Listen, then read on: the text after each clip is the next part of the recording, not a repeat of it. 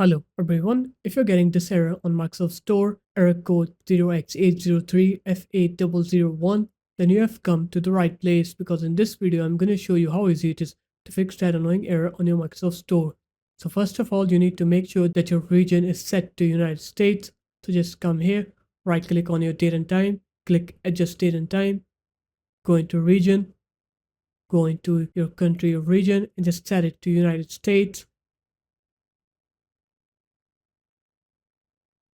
And after that, what you're going to do is you're going to search location on here, go into location privacy settings, make sure location services is turned off. And after that, you're going to go ahead and restart your computer.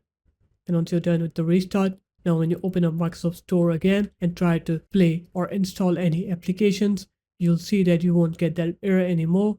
So there it is, guys. That's how easy it was. If you guys found this video helpful, make sure to leave a like, comment and subscribe to the channel, and I'll see you in my next video. Peace.